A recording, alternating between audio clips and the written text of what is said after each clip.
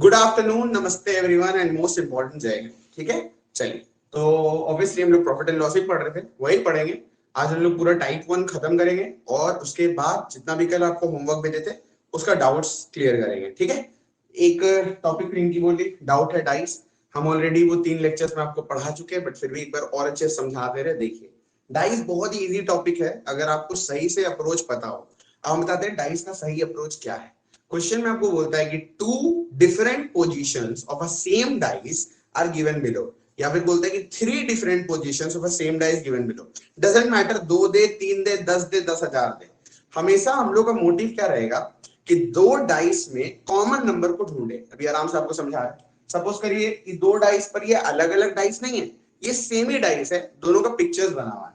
मान लीजिए यहाँ पे 5 है, यहाँ पे 4 है, यहाँ पे 3 है, यहाँ पे 5 है, यहाँ पे 2 है, यहाँ पे 1 है। ठीक है, तो क्वेश्चन है कि two different positions of a dice are given below, of the same dice are given below. यानी डाइस तो सेम है, पोजीशंस अलग अलग दिया हुआ है आपको। ठीक है, मतलब ऐसे समझिए कि ये फ्रंट व्यू है तो ये बैक व्यू है, वही सेम डाइस का। और आपसे कुछ भी पूछ सकता है, एनीथिंग, हम लोग कुछ भी निकाल लेंगे। सपोज करके हमसे पूछा है बताइए 3 का ऑपोजिट क्या है, 3 का ऑपोजिट क्या है। तो कोई फर्क नहीं, आप कोई भी निकाल सकते हो। आप कंसेप्ट समझ लो। डाइस का कंसेप्ट सिर्फ इतना आप रखोगे, चाहे आपको 2 डाइस दे, 3 दे या 4 दे, हमेशा आप 2 ऐसा डाइस ढूंढोगे जिसमें कोई एक नंबर कॉमन है। आप सबको दिख रहा है इन दोनों डाइस में कौन सा नंबर कॉमन है। आई थिंक आप एक सेकंड में बोल दोगे, विच इज 5। तो 5 को ऐसे पकड़ लीजिए। अब एग्जाम में डाइस बनाना नहीं है, बस ये आईज से आपको देखना है कि आईज में कौन सा कॉमन है। भाई मतलब आंख में देखिए 5, यानी दिमाग में ये चला कि 5 कॉमन है। अब 5 को ऐसे करके पकड़ लीजिए, मतलब अपने हाथ में से 5 को रखें। हम लोगों को कुछ नहीं करना, सिर्फ क्लॉकवाइज मूव करना है। आई रिपीट, कुछ नहीं करना, सिर्फ और सिर्फ ऐसे क्लॉकवाइज मूवमेंट करना है। तो जैसे अगर इस डाइस में हम लोग क्लॉकवाइज मूव करें, अगर इस डाइस में अपन क्लॉकवाइज मूव करें तो कहां एंड करेंगे, 4 पे। और अगर इस सीड, अगर यही 5 से अगर यहां पे क्लॉकवाइज मूव करें तो कहां एंड करेंगे, 2 पे। तो जब हम लोग इसमें क्लॉकवाइज घुमाए 4 आया, इसमें क्लॉकवाइज घुमाए 2 आया। दिस मींस कि 4 का ऑपोजिट 2 है। सिंपल है। ठीक है, अब सपोज करो एक और क्लॉकवाइज घुमाएंगे, तो एक और क्लॉकवाइज घुमाएंगे, कहां रुके, 3 पे। एक और क्लॉकवाइज घुमाएंगे, कहां रुके, 1 पे। तो 3 का ऑपोजिट 1 आ गया, 3 का ऑपोजिट 1 आ गया। अब अगर 4 का ऑपोजिट 2 है, 3 का ऑपोजिट 1 है, तो बचा क्या, 5 का ऑपोजिट 6 है, 5 का ऑपोजिट 6। ठीक है, बस यही रूल है डाइस का, दैट्स इट। और एक क्या बात समझो, देखो, अगर मान लो क्वेश्चन में आपसे 5 का ऑपोजिट पूछता तो वो सबसे इजी क्वेश्चन हो जाता।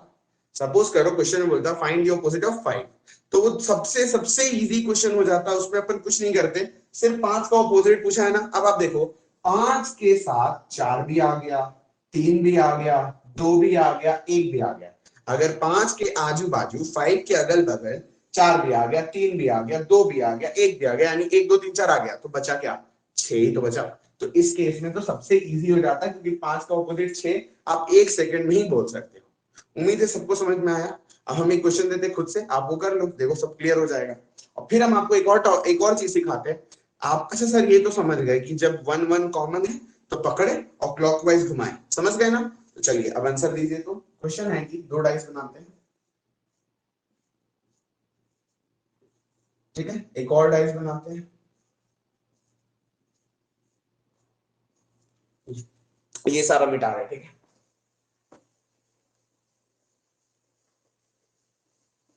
ओके, 2 4 1 2 6 5।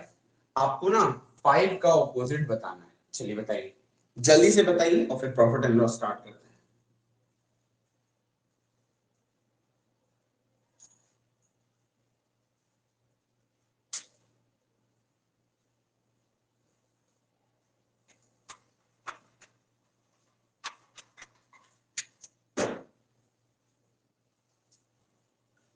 तो क्या सीखे थे अभी आप, सिर्फ 2 आंसर्स आया।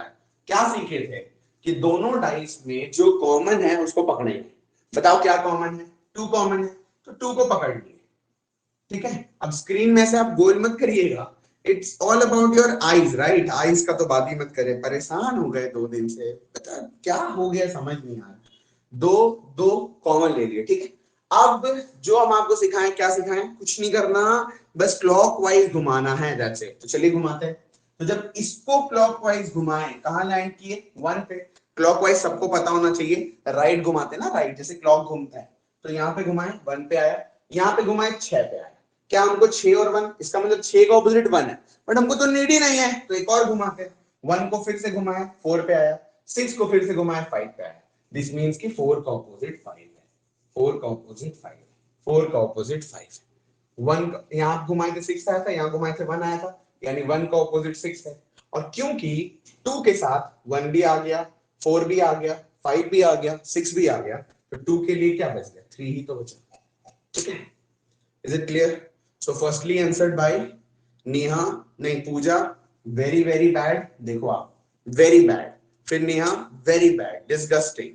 फिर स्वर्णदीप, वेरी गुड स्वर्णदीप। रिंकी नहीं समझे आप, एखोनो तुम्हें बुझे बुझे नहीं बुझे हैं आप, वेरी बैड। हट, अभी इतना अच्छा तो सिखाया, फिर भी आप लोग गड़बड़ कर दिए। कुछ भी दे रहे हो आप लोग आंसर, क्लॉकवाइज घुमाना नहीं आता है, फिर से करिए। इस बार गलत मत देना, नहीं तो इस बार आपको वहां फोन में घुस के मारेंगे। चलिए सही से दीजिएगा आंसर। 4। चलिए आप बताओ मेरे को, ऑपोजिट ऑफ 4, 4 का ऑपोजिट क्या है?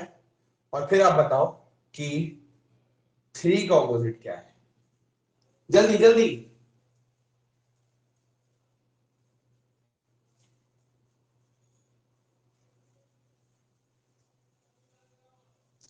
चलिए, तो इन दोनों में क्या कॉमन है? 4 को पकड़ लिए, 4 4। यार अगर मैं से 4 का ऑपोजिट पूछे तो वो दुनिया का सबसे इजी सवाल हो जाएगा। क्यों? क्योंकि 4 के साथ तो 1 भी आ गया, 2 भी आ गया, 3 भी आ गया, 5 भी आ गया। बचा क्या डियर? 6 ही तो बचा, आ गया आंसर। तो अगर 4 का पूछता तो वो दुनिया का सबसे बेकार क्वेश्चन होता, लेकिन हम चाहते कि 3 का पूछे। चलो भाई देख लेते हैं। तो दोनों में क्या कॉमन था? 4 पकड़े। अब क्लॉकवाइज घुमाते, तो क्लॉकवाइज घुमाए 1 पे एंड किए, क्लॉकवाइज घुमाए 5 पे एंड किए, यानी 1 का ऑपोजिट 5। एक और क्लॉकवाइज घुमाए 2 पे एंड किए, एक और क्लॉकवाइज घुमाए 3 पे एंड किए, यानी 2 का ऑपोजिट 3। और यही तो पूछा था, 3 एंड 2 पेयर हो गया। अब जिसका गलत आया ना उसको देखो, फिर आप लोग गड़बड़ कर रहे हो यार। नहीं नहीं गड़बड़ नहीं कर रहे हो, सही है। पहले आप लोग 6 दिए, स्वर्णदीप 6, पीयू 6, पूजा 6, और फिर 2 दिए। Very good Swarnadeep, Piyu, Tushar 6 and 2, Pooja 2। ठीक है, सभी को क्लियर हुआ? रिंकी स्पेशली आपको समझ आया? आंसर नहीं दिए आप इसका, क्यों नहीं दिए आंसर? कहां डाउट है बोलिए तो। हाँ सर, थोड़ा थोड़ा समझ आया। फिर थोड़ा थोड़ा, अब बहुत मारेंगे आपको। कौन सी का थोड़ा थोड़ा? थोड़ा थोड़ा आधा पौना कौन सी होता है? आधा पौना नहीं होता कुछ भी। कहां डाउट है बोलिए, क्लियर करिए, आपके लिए नई टॉपिक उठाएं। बोलिए कौन जाएगा আমার तुम्हारे डाउट? মানে গুলিয়ে যাচ্ছে যে কখনো এর অপোজিট 2 হয়ে যাচ্ছে, কখনো 3 হয়ে যাচ্ছে, এমনি আমি বুঝতে পারছি না, একটু প্রবলেম হচ্ছে। এখনো প্রবলেম হচ্ছে? বুঝে আমি বুঝতে পারছি না, মানে একটু গুলিয়ে যাচ্ছে, আমাকে ঠিক করে বুঝতে হবে, ব্যাপারটা হচ্ছে এটা। কি কি কি বুঝতে পারছো না তুমি বলো। সিম্পল না তো রুল আছে কি দুটো ডাইসে যে যে নাম্বারটা কমন আছে সেটাকে ধরবো। তো এখানে কি কমন? 4, 4 কে নিয়ে নিচ্ছি, তারপরে শুধু ক্লকওয়াইজ যাবো। तो क्लॉकवाइज जब यहाँ पे गए, कहां पे गए? सिंपल एक ही रूल है कि कॉमन को पकड़िए, जो कॉमन है उसको पकड़िए, এর পরে ক্লকওয়াইজ মুভ করবে। আর তো কিছু নাই। এর মধ্যে কি তুমি বলছো আধা পৌনা, এরকম আমি ভালো লাগছে না আমাকে।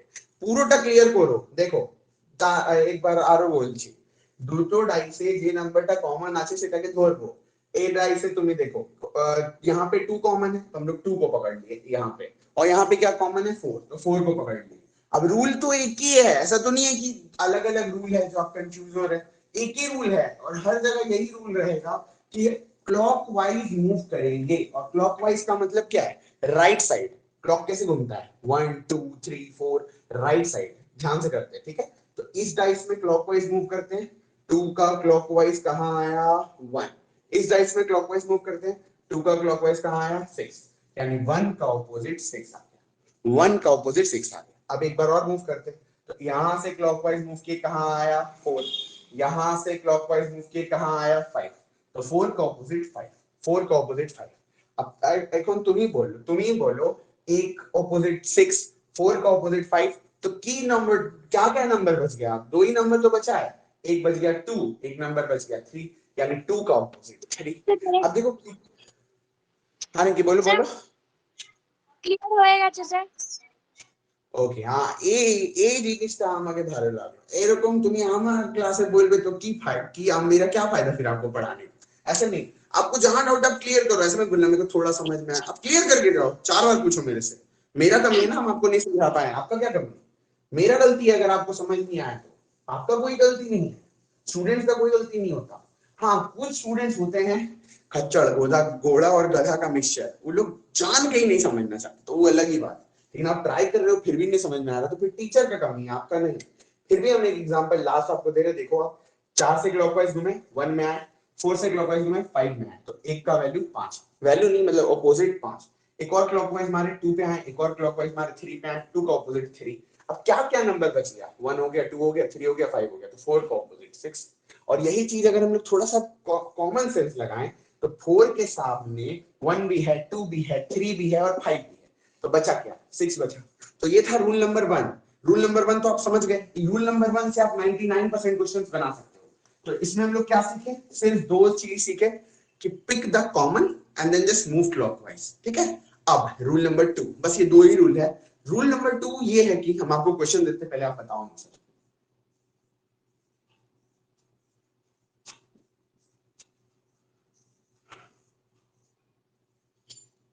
आज तो क्लास 2 है ना, करेंगे स्टार्ट। एक काम करते हैं, डाइस वाला क्लास को अलग कर देंगे, ठीक है, दोबारा लाइव हो जाएंगे। चलो, ये डाइस का छोटा सा एक सेशन रह जाएगा। चलो ठीक है, ओके, यहाँ पे आते हैं। तो रूल नंबर 2, चलो क्वेश्चन ही आप लोग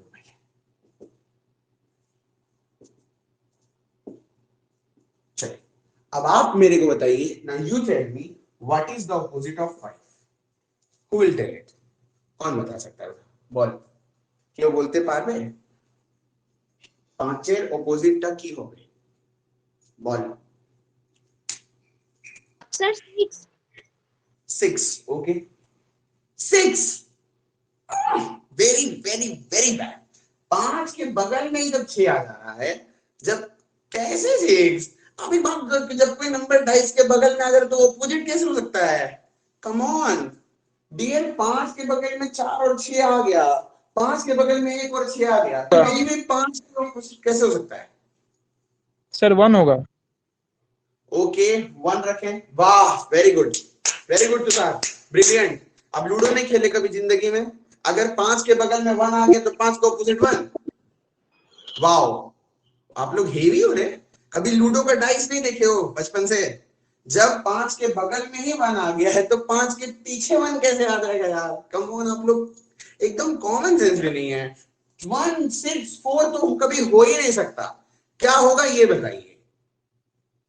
नेहा से 3, स्वरनदीप से 2, कोई और कुछ बोलेगा?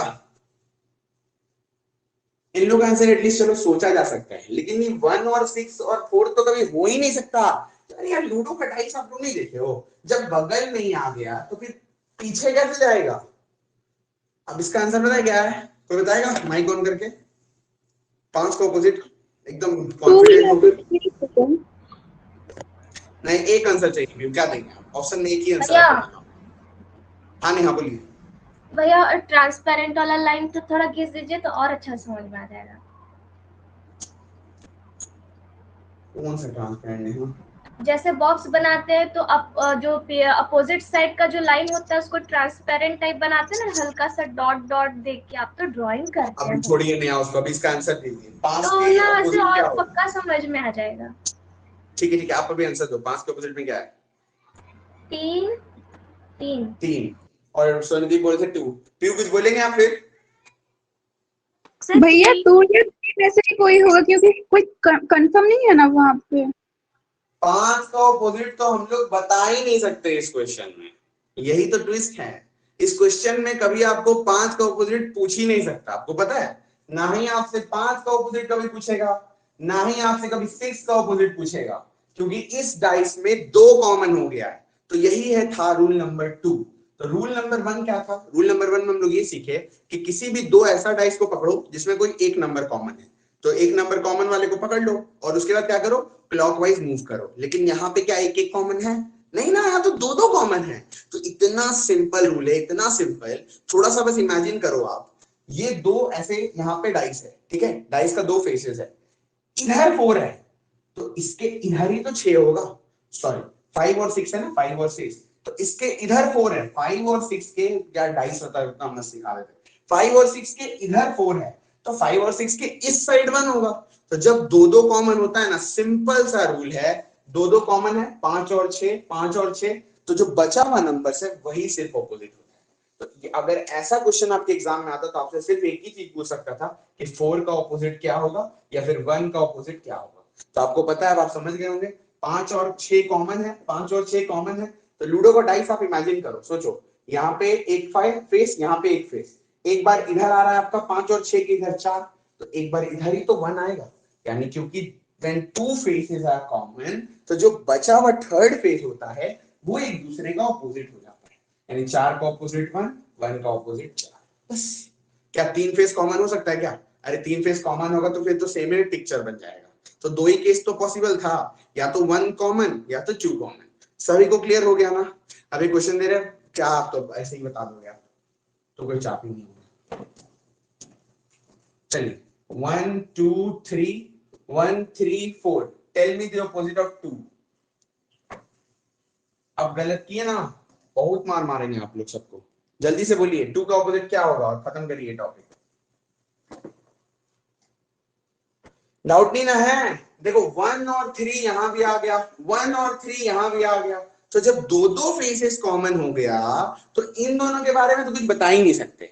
सिर्फ एक ही चीज बता सकते कि जो बचा हुआ तीसरा फेस है, एक मेरा इस साइड आया और एक मेरा उस साइड आया। दिस मीन्स कि 2 का ऑपोजिट 4 है, 2 का ऑपोजिट 4 है।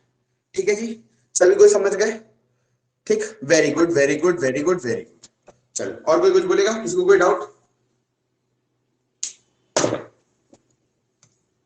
ठीक, खत्म करें। चलो, ये छोटा सा सेशन ना डाइस के लिए रहने देते, कंफ्यूज हो जाएंगे सब बाद में, रिकॉर्डिंग वगैरह जो देखेंगे। हम ऑफ कर रहे हैं और दोबारा लाइव हो रहे हैं, तुरंत पट से ज्वाइन करिएगा क्योंकि पट से स्टार्ट करेंगे। ठीक है, चलो।